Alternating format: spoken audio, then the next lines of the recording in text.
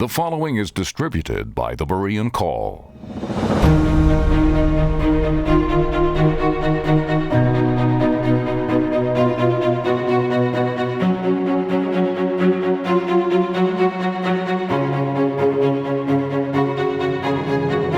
Chapter 16. When Antichrist Takes Control. Interpreting Bible prophecies and analyzing trends in current world events is a precarious business that we have tried to approach cautiously and without dogmatism. We have deliberately avoided heavy theological arguments and detailed analyses of Bible passages. Instead, we have analyzed the New Age movement within the context of the Messianic myth and have carefully considered the likely effects of the rapture, should it occur as evangelicals believe. On that basis, we have found that the scale tips heavily in favor of the pre-tribulational interpretation, and that the New Age movement seems to be a major factor in preparing the world for this event and the acceptance of the Antichrist that will follow. Many evangelicals seem to expect World War III as the next major event in God's prophetic timetable. A popular view is that the death of the dollar, worldwide financial collapse, and the world's greatest war to date, with its accompanying horrible destruction, are necessary crises to pave the way for Antichrist's ascension to power as world ruler. However, there are several serious problems with this view. No great world leader emerged from the ruins of World War II, and there is no more reason to expect one from World War III. Moreover, it is difficult to imagine that World War III could be fought without the use of nuclear weapons or come to an end without the defeat of either the Soviets or the West. How the ashes of nuclear war could metamorphose into worldwide prosperity and a sense of ultimate security that characterized Noah's day would take a lot of explaining. Certainly chaos, unrest, unhappiness, and worldwide poverty, not prosperity, would result if the Soviets won. And if they were defeated, as turns out in General Sir John Hackett's intriguing and highly authentic scenario of the Third World War, The Untold Story, then how could the Soviet Union and her satellites attack Israel a scant 3.5 to 7 years later to precipitate Armageddon? And what of China? This scenario just does not fit the pieces of the puzzle together. As an alternative view, our contrary scenario suggests that the next great prophetic event will not be World War III, that will come later, but the Rapture, coming in the midst of a period of booming prosperity and great optimism over the prospects of peace. This seems to be tailor-made for the Antichrist, far more so than World War III. Both would produce a worldwide crisis, but the peculiar nature of the crisis created by the rapture seems to be the ideal catalyst. Skeptics ridicule the possibility of hundreds of millions of people disappearing instantly from planet Earth. Yet New Age ideas are accepted instead, which are equally preposterous, if not more so, that human potential is infinite, that we can create our own universe with our thoughts and bend metal with our minds, and that by getting in touch with our higher self, we can solve all problems, cure all disease, and abolish poverty and war. The Great Disappearance may well be explained as a macrocosmic occurrence related to subatomic materializations and dematerializations, which are commonplace. Eventually, this seemingly impossible event will be accepted as a natural occurrence that substantiates modern evolutionary theory and has nothing to do with the supernatural. That will make it all the more frightening. What might nature do next? The New World Order. The masses of humanity will be so shaken by the Great Disappearance that they will be eager to accept stringent controls over their lives. Antichrist's suggestion, then command, that everyone have a number on forehead and or hand will be accepted gratefully, not only to eliminate chaos from extra credit cards floating around that belong to now missing persons, but because it will restore to the masses a feeling of personal security. Someone cares and is keeping track. People will be grateful to the New World Government for putting a number on them and watching over them. Those left behind will want to stick together, for who knows what bizarre development might be next. It is best to trust oneself to the experts, keep in touch, be informed, cooperate with the system. The Soviets will not have to be forced, for like everyone else, they will want to be part of the new order. They lack the technology and equipment necessary to accomplish this themselves, and will be only too pleased to receive it from the West and to tie into this international network that now controls every person and every transaction. It will usher in worldwide socialism, a long-standing goal of communists. No one will be able to buy or sell without this mark. Rather than being resented, it will give the entire world a sense of belonging to each other and of pulling together to rebuild after this great crisis. Anyone refusing to cooperate would be looked upon not only as antisocial, but as unworthy of being part of the new age. Death will be the penalty, just as the Bible predicts. Nor would that be considered harsh in view of what quote-unquote evolutionary forces have just done in disposing of several 100 million people. The stakes are too high, the risks too great. Anyone who is not willing to play the game by the rules will have to be eliminated. With Western Europe, the United States, China, and the Soviet bloc all involved, there is no way the Arabs and Far Eastern nations could survive without joining. It will not merely be economic and military pressure. The quote-unquote transformation of consciousness experienced by humanity as a result of the Rapture will have left everyone susceptible to the Antichrist's hypnotic control. The incredible psychic powers he suddenly manifests will not only make it nearly impossible to resist him, as the Bible predicts, but will identify him as the logical one to lead the race into the full benefits of this quantum leap in evolution. After the Rapture, numerous New Age prophecies will seem to have been clear references in advance to this incredible transformation in the species. They will even confirm the identity of the Antichrist. Boggling, but inescapable. As we have already seen, the rapture will be beyond belief. People will not pinch themselves once, but dozens of times. A similar situation, though not as dramatic, confronts us in the form of overwhelming evidence that this world is in the final stages of preparation for this event and the Antichrist's takeover that follows immediately. We also pinch ourselves many times and ask, is it really possible? There is a natural reluctance to accept even the clearest evidence when it points to something so far beyond our experience that we find it incredible. It is too much to believe that this supernatural event so long foretold and longed for by suffering saints down through the centuries could actually happen in our day and soon. So we shrug off as coincidence anything that otherwise would force us to face an event as boggling as the Rapture. Later perhaps, yes, sometime in the future before we die, but not now. That could not be. Is it only coincidence that so many of today's New Age leaders fancy themselves to be in touch with the same Shambhala force and hierarchy of masters as did Hitler and his dreaded SS? Benjamin Krem's Lord Maitreya is alleged to be the leader of these masters of Shambhala. The intriguing part that we feel compelled to dismiss as coincidence, but the mounting evidence will not allow us to, is the fact that Krem did not dream this up on his own. There definitely has been a plan, and it represents the other side of the messianic myth. We have already explained why it could not have originated with humans, and we know full well why it did not come from God. Krem is only following the plan as he understands it and the part he thinks he is supposed to play in it. Exactly who he and Maitreya are, and where they fit into the puzzle, we cannot say. The significant thing is that so many other people have received the same message, obviously from the same source. It is very much like the diverse characters in the movie Close Encounters of the Third Kind, who kept getting those strange impressions that eventually led them all to the point of contact. In the New Age movement, however, psychic guidance is called transmissions, dictations from the masters with considerable detail that ties in too closely with Bible prophecy, but from the opposite viewpoint. In the New Age movement, however, psychic guidance is called transmissions, dictations from the masters with considerable detail that ties in too closely with Bible prophecy, but from the opposite viewpoint, to be coincidence, no matter how reluctant we are to jump to conclusions about it.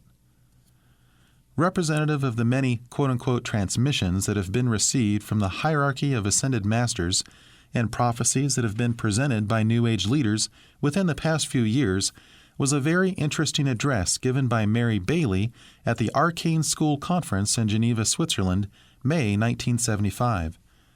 The same Shambhala force that Hitler contacted was mentioned several times, as it is frequently throughout occult literature. From the following excerpt, it is easy to see how such prophecies could be taken as precognitive warnings and explanations of the rapture. Quote, "Humanity itself must be in a condition of prepared readiness, capable of conscious, intelligent cooperation in the manifestation of the kingdom. The decision to release the Shambhala force during this century into direct contact with the human kingdom is one of the final and most compelling acts of preparation for the new age. The Shambhala force is destructive and ejective, inspiring new understanding of the plan. The energy of Shambhala is a new and potent demonstration of the will of God, producing radical and momentous changes in the consciousness of the race, which will completely alter man's attitude to life and his grasp of the spiritual, esoteric, and subjective essentials of living. It is this Shambhala force which will bring about that tremendous crisis, the initiation of the race into the mysteries of the ages." Unquote. Turning the Bible inside out. A thorough study of the New Age movement leaves one mentally gasping. In backward euphemisms and often cryptic language, movement leaders seem to be speaking of the same events as the Bible, but from the opposite perspective. Will the quote-unquote ejective power of the Shambhala force become an explanation for the sudden disappearance of millions of people? Writing in a Lucis Trust publication a year after Mary Bailey's above speech, Alice Bostock declared, quote, "When the Shambhala force meets a barrier, it proceeds to destroy all forms that hinder the emergence of a new and better world." Unquote. So the rapture has been anticipated and explained in advance. But it is not the Christians who are taken out of the world to preserve them from the Great Tribulation. It is the laggards of the species who stand in the way of the great evolutionary leap forward who have to be eliminated for the good of all by the masters of Shambhala. Not God, but the Shambhala force is credited with causing a quote-unquote tremendous crisis that will transform consciousness. Is this the master of Shambhala's diabolically clever way of making it seem that the great disappearance is just part of the plan after all, and is tremendously beneficial to human evolution? We have mentioned the biblical warning that those left behind will be given a deluding influence to believe what is false. Is the Bible describing what the surviving New Agers will hail as a beautiful transformation to quote-unquote global consciousness? It seems inescapable that what Bailey and others call the initiation into the mysteries of the ages, the Bible calls receiving a deluding influence to believe the ancient lie. This is where the two opposing messianic explanations clash most sharply. Clearly, two non-human intelligences of incredible genius and power have been communicating supernaturally with the human race. They speak of the same future events, but in contradictory language. It is therefore obvious that one tells the truth, while the other lies. Each individual has the freedom of choice to decide which one he or she will believe. That decision will determine everything else. In the quote-unquote deluding influence, which the Bible warns so strongly against, we are dealing with something much more seductive and clever than classical atheism, which simply denies that God exists. The New Age movement goes far beyond that. It not only rejects the God of the Bible, but enthrones man in his place. Then it turns the Bible inside out as the basis for a New World religion. Satanic rituals often involve quoting the Bible backward. Similarly, New Age philosophies seem to be a deliberate attempt to take major Bible doctrines and turn them around to mean exactly the reverse. The Luciferic initiation. By this time, it should come as no surprise that there is a long and honored Luciferic tradition behind the New Age movement. In fact, the quote-unquote initiation they refer to is understood by insiders to be a Luciferic one. Initiation has always been the only means of entrance into witchcraft covens or other occult groups. Members are called initiates. Is this why the Planetary Initiative for the World We Choose, with its relationship to the United Nations and involvement by many of the world's top political, scientific, and business leaders within its ranks, chose to call the periodical it publishes the Initiator? One of the most obvious examples that New Age philosophies are Bible doctrines deliberately turned around to mean exactly the opposite is seen in the New Age treatment of Lucifer. In the Bible, he is Satan, the deceiver and destroyer, archenemy of God and man, the liar and father of lies, and a murderer. New Age teachings, however, honor him as the one who initiates participants into the New Age. We have already noted that Lucis Trust was originally called Lucifer Publishing. David Spangler, Planetary Initiative Board of Directors member and New Age leader, writes, quote, Christ is the same force as Lucifer, who is an agent of God's love acting through evolution to make us aware of the power of creative manifestation which we wield. The laws of manifestation are in essence a Luciferic principle. Lucifer prepares man for the experience of Christhood. The light that reveals to us the path to Christ comes from Lucifer, the great initiator. Lucifer works within each of us to bring us to wholeness as we move into the New Age. Each of us is brought to that point which I term the Luciferic initiation. Lucifer comes to give us the final Luciferic initiation that many people in the days ahead will be facing, for it is an initiation into the New Age." Unquote. What of those who did not take this Luciferic initiation? Spangler comments on that in Revelation, Birth of a New Age, pages 163 to 164. At the same time, he reveals another occult concept that could become an ingenious and accepted explanation of the rapture. Quote, "However, there are a few words which can be said about where the old world and those attuned to it will go. They may be withdrawn into the inner worlds, another level of Earth's own consciousness, where they can be contained and ministered to until such time as they can be released into physical embodiment again." Unquote. An understanding of occult tradition reveals why the New Age initiation is a Luciferic one. Secret societies such as the Rosicrucians and Mormons became the preservers of the Luciferic knowledge that Satan imparted to Eve through the fruit of the tree of knowledge, and in turn was passed from master to initiate. Quote, "After being admitted, the initiates were instructed in the secret wisdom which had been preserved for ages." Unquote. Robert McCoy, a 33rd-degree Mason, credits the blessings of human culture to the occult societies that have preserved the ancient wisdom or mysteries of the ages. Manly P. Hall of the Philosophical Research Society of Los Angeles explains that, quote, "Much of the ritualism of Freemasonry is based upon the trials to which candidates were subjected by the ancient hierophants before the keys of wisdom were entrusted to them." Unquote. Freemasonry's initiation rites became the pattern for secret Mormon temple ceremonies, which participants swear never to reveal under penalty of death, and which hold the key to the Mormon quest for godhood.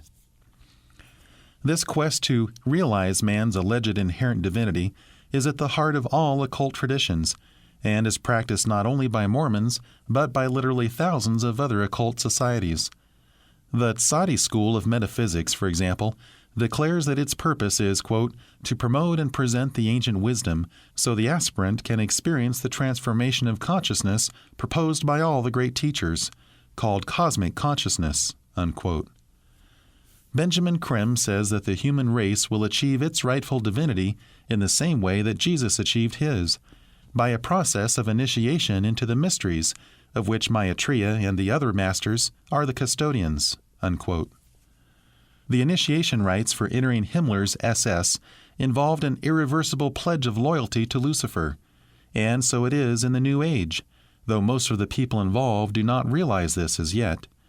The day is coming, however, when they will, and then it will be too late to turn back.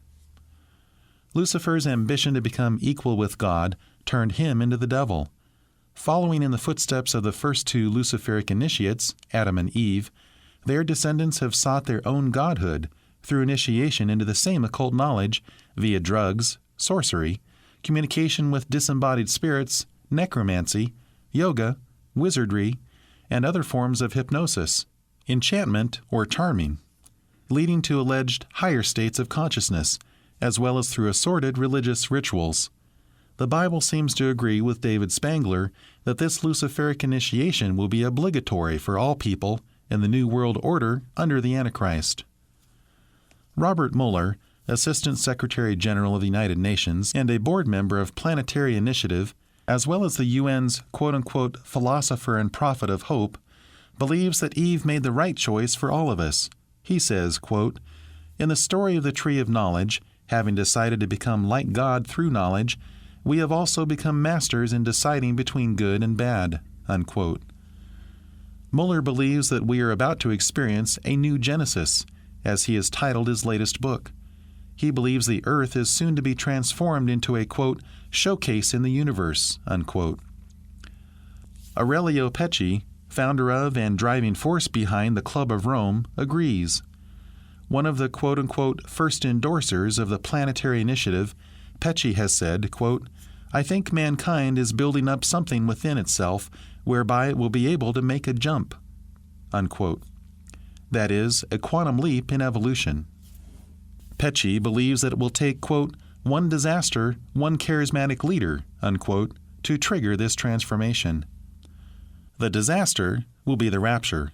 The charismatic leader will be the Antichrist, and the transformation will be the Luciferic initiation. For some months afterward, the New Age will be a satanic counterfeit of the millennium. This is the Great Delusion. The 666 Messiah of Delusion. The Apostle Paul prophesied that a strong delusion would cause those left behind after the rapture to believe what is false. In the Greek, this literally means the lie. The Antichrist is not just a charismatic leader who pulls the world together after a big war. With compelling powers of persuasion far beyond those of Hitler, he convinces the entire world of a lie, not just any lie chosen at random, but the lie that destroyed Eve and is gaining increasing acceptance today as the ancient wisdom. This lie will reach its fullness and bear its awful humanistic fruit following the rapture. At first it will seem beautiful, a new Genesis, a new age of peace and plenty that expresses the universal brotherhood, inherent goodness and godhood, and infinite potential of all humanity, the transformation to global consciousness that Robert Mueller and other New Age leaders sincerely believe in and promote. God will give man and Satan their chance to build their own utopia, but it will soon come apart at the seams, revealing the evil cancer in humans that only Jesus Christ can forgive and cure. The unrestrained wickedness produced by man's higher self will become such a blight that God's judgment will fall. The Antichrist's tremendous hypnotic powers will be aided by humanity's obsession with mind dynamics, TM, and other forms of yoga and Eastern meditation, autosuggestion, self-hypnosis, occult visualization, and a variety of psychotherapeutic placebos, all of which have made humans vulnerable to deception. Humans will not, however, be mere robots or zombies hypnotized into a trance-like obedience. Antichrist's control over them will be through their prior commitment to the lie. Their fate will be something that they have consigned themselves to by rejecting the truth. As willing victims, this is what they wanted and what they chose. The extent to which this deception has already gained acceptance is illustrated by the following description of a college course. This curriculum was approved by the state of California, and the therapists it produces are licensed by the state. Quote, "Transpersonal psychology is a blending of the ancient wisdom of the Eastern schools of enlightenment, the great universal mystics and healers of all time, and the leading edge of Western psychotherapeutic techniques. Its approach leads to an all-encompassing daily attitude and experience of that state called liberation, enlightenment, or actualization. At the core of the program will be concentrations in dream therapy, tantric yoga, shamanism, music therapy, past life regression, psychic development, and meditation. This program will be an intensive experience of personal transformation and will facilitate a quantum leap in one's spiritual evolution." Unquote.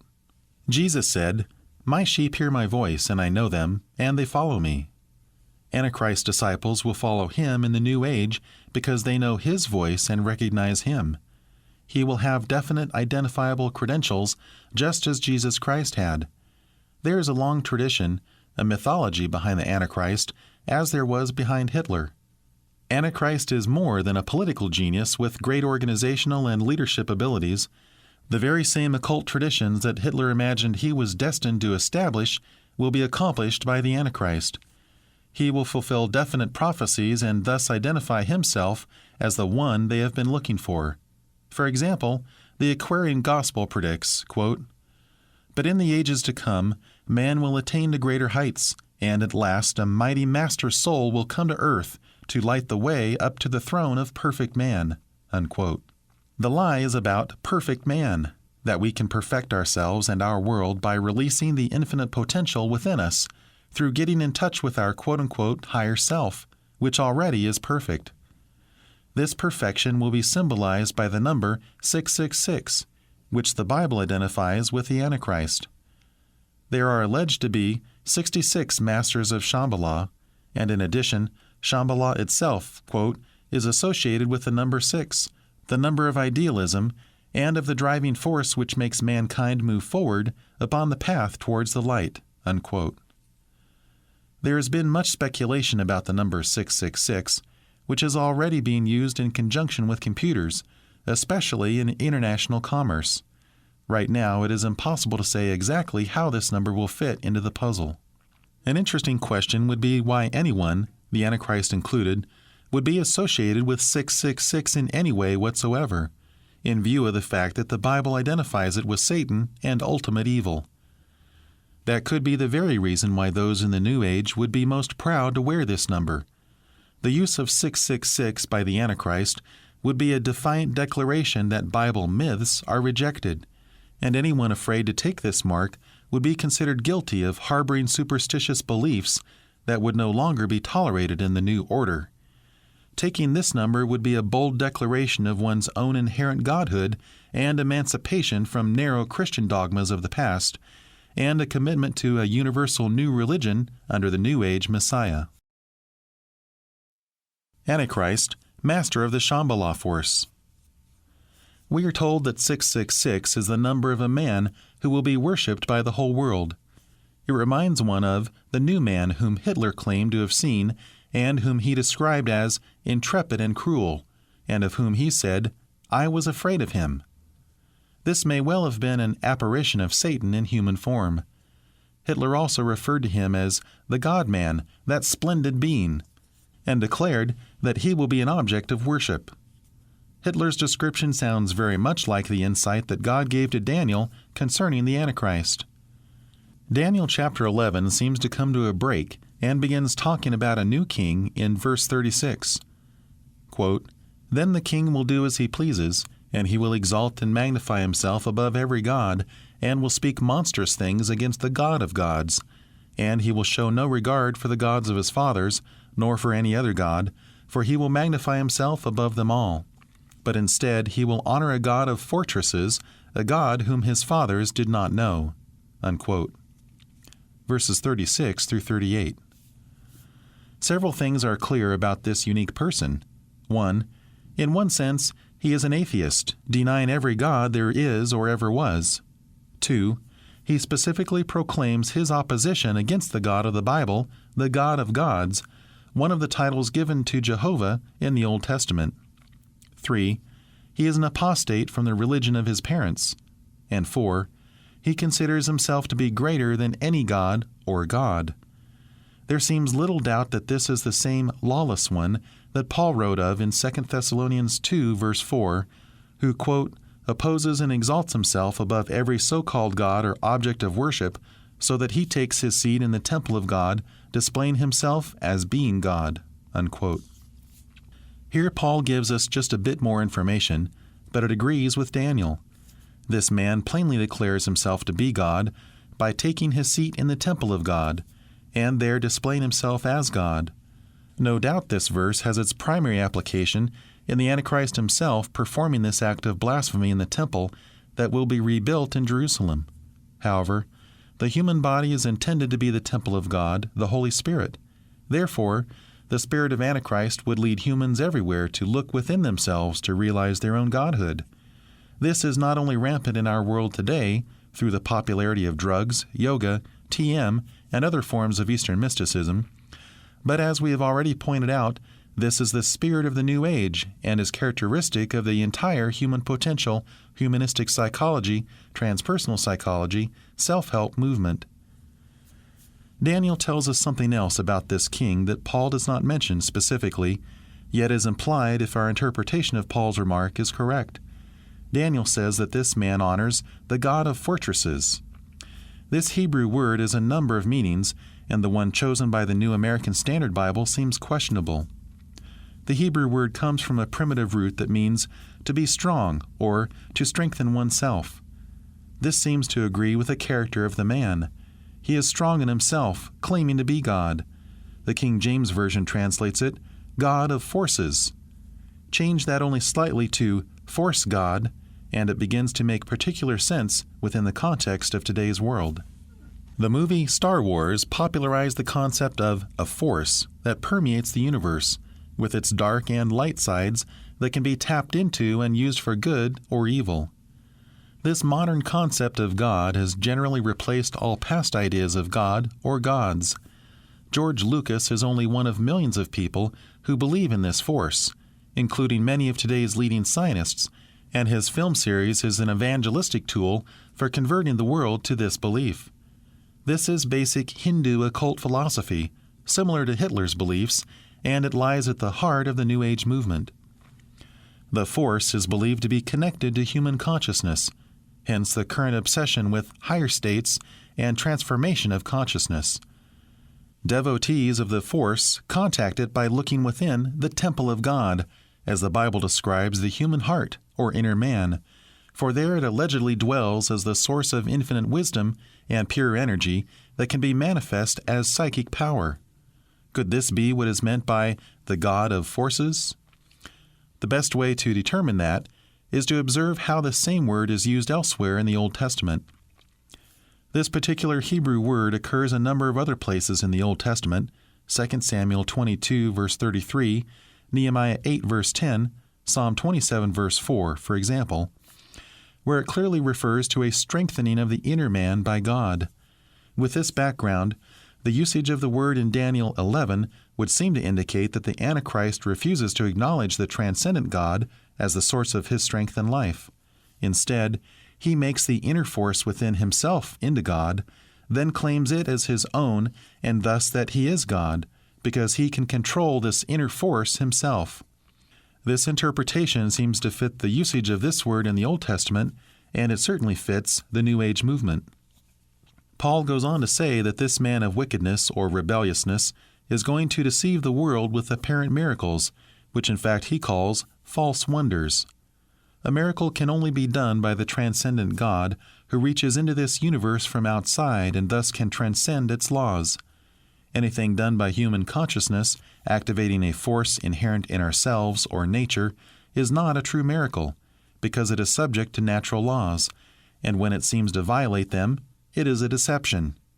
This is the difference between naturalism, which is the foundation of all occultism, and which humanists and New Agers insist upon, and supernaturalism, intervention by the transcendent Creator. It is the difference between psychic phenomena and real miracles. Paul also shows his agreement with Daniel when he says that this man operates in accord with the activity of Satan with all power, 2 Thessalonians 2, verse 9. The Greek word he chooses for power is dunamis, from which we get our word dynamite.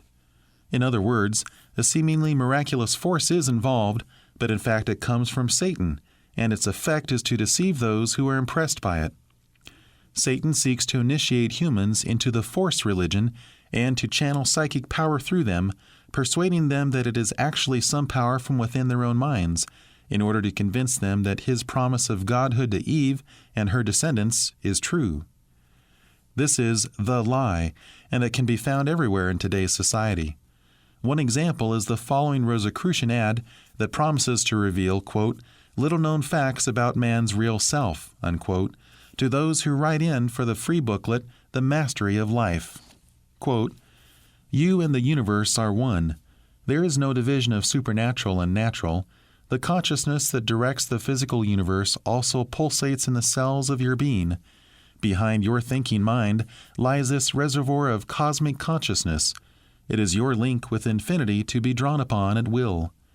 The psychic self is a slumbering cosmic power that all humans possess but few understand and use. Learn to attune to this psychic self, the cosmic consciousness within. Orthodoxy has ruled man's thinking too long. If you have an open mind and seek enlightenment, this message is for you, unquote. The Antichrist is called the Lawless One because he refuses to submit himself to the transcendent God. The ultimate rebellion against the Creator is to insist that the universe is explainable in terms of an evolutionary force that we can manipulate as we please to experience our infinite potential and to create our own universe with our minds. This is witchcraft, occultism, Hinduism, Arianism, Nazism, Marxism, humanism. It is the foundation of the New Age movement, and it is clearly the religion of the Antichrist. World religion for the New Age. The peace movement, anti-nuclear movement, and other huge grassroots movements within the New Age movement are not so much political as they are religious. Their religion is a universal one based upon the deification of man, the belief that our real self is perfect, and therefore we can create a perfect world by working together. This philosophy seems to fit everywhere. It can be accepted by communists, atheists, and agnostics alike. One of the recurring claims of New Age groups is that their systems will not conflict with any personal religious beliefs. These groups will be intact after the rapture and will welcome the Antichrist as the one who will now accomplish all they have worked toward. There are thousands of such groups that will welcome him ecstatically. Unity in Diversity, which brought the Dalai Lama to tour the United States for peace and brotherhood, successfully promoted the Constitution for the Federation of Earth and publishes the annual Directory for a New World, which lists New Age network groups around the world, describes its purpose as follows, quote, "To establish a church based upon universal premises for those who wish to follow a universal path, often called the Maitreyan path, the Maitreya being the enlightened one yet to come, and to reach out to all other paths in openness," unquote. No matter how much talk there is of the divine within and that each of us is God, humans feel a need to follow a leader. Bhagwan, which means God, Rajneesh, the Hindu guru building the New Age city on 100 square miles in Oregon, demands that his followers surrender their minds to him. The Antichrist will ask the same, and those who have been willing to do this for Rajneesh or the thousands of other gurus will find no difficulty in doing it for the Antichrist. They will have been prepared. Roy Masters, popular Los Angeles radio guru, teaches a method of meditation, as Eastern as TM, though he denies it, for putting people in touch with their true self, which he says is perfect. Yet he does not leave them to follow this inner light. They are still dependent upon his guidance because he is 10 million years ahead of everyone else. The Antichrist will seem even farther ahead of everyone, but he will be the embodiment of Satan's promised godhood, the proof that we can all get there if we only follow him. The world is waiting for the great leader, and they will welcome him wildly after the trauma of the Great Disappearance. As the International Cooperative Council of Nigeria said, quoting a popular New Age affirmation, quote, "Let the light shine forth, may the expected one reappear to illumine the shrine of human understanding in the fold of the cosmology," unquote.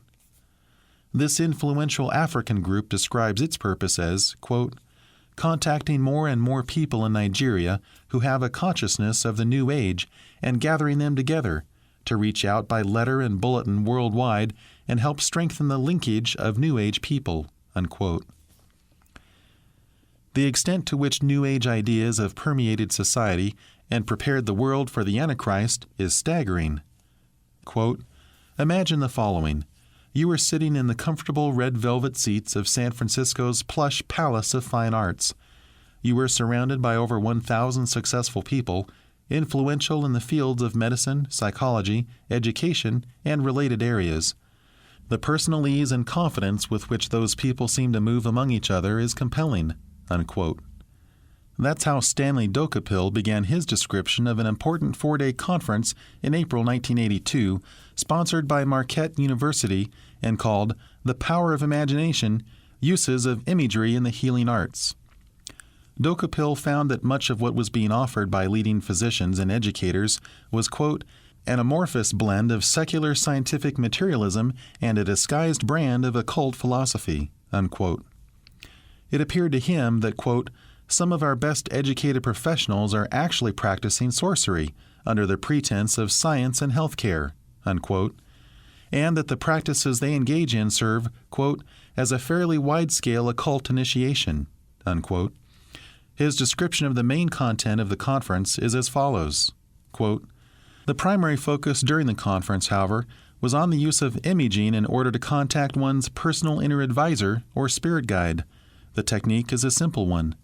After following the speaker's cue to enter a state of deep relaxation, the audience was told to fix on the first image that entered their imagination, and once the image was fixed in the mind, it should be held and addressed as one would address an intimate friend. The inner advisor never lies, they said. It is always correct. At the end of the exercise, the audience was told to ask the advisor how and where future contact could be accomplished." Unquote. It is not difficult to believe that one day millions of such inner advisors will confirm for those who have been following them that the Antichrist is the promised one who has come to lead the human race to ever higher heights of self-realization. Not everyone will follow blindly, even at first. Those who have not known the gospel will begin to hear it and hear the voice of the Holy Spirit speaking to their consciences. They will refuse to take the mark and will be killed. It may become the greatest bloodbath in the history of the world. Except for these few million, perhaps a few 100 million, rebels, everyone else will rejoice in the opportunity to cooperate together in building a paradise on earth. It will be one big self-trip. The humanists will love this golden opportunity, under the leadership of this incredible man, the world ruler, to prove the brave statement, quote, "We are equal to immense challenges if we dare acknowledge and release our full humanity. Today we can experience ourselves as we really are and discover the true authority of our divine inner self." Unquote. But deception and mind control, even under the Antichrist, can only go so far. The holistic vision of interconnectedness of all life, the universal brotherhood, will wear thin. The prophet Jeremiah wrote, "The human heart is more deceitful than all else, and is desperately sick. Who can understand it?" Jesus said, "For out of the heart comes evil thoughts, murders, adulteries, fornications, thefts, false witness, slanders." Infinite human potential sounds beautiful, and so does the divine within. But what could possibly result from the more than 4 billion little gods, each expressing his independent right to rule his own life and create his own utopia here on earth? After all, though brotherhood, cooperation, and universal love sound beautiful, a god is entitled to have things his own way. The Soviets have tried it for 65 years to control the thinking of the masses and failed. It will not work for the Antichrist either, in spite of his incredible powers. After the first euphoria of togetherness, and as the trauma of the Great Disappearance falls further into the recesses of the past, the honeymoon will be over. The blooming rose of prosperity that looked so bright and smelled so sweet will fade and wither. Famine will sweep across continents. Riots will spread. With his absolute power, the Antichrist will slaughter millions to keep the world under control. But Moscow and Beijing will begin to express some errant independence. Carefully at first. They will not push the world ruler, but plans will be laid. Then one day, all hell will break loose in the Antichrist's plastic paradise, the Holocaust.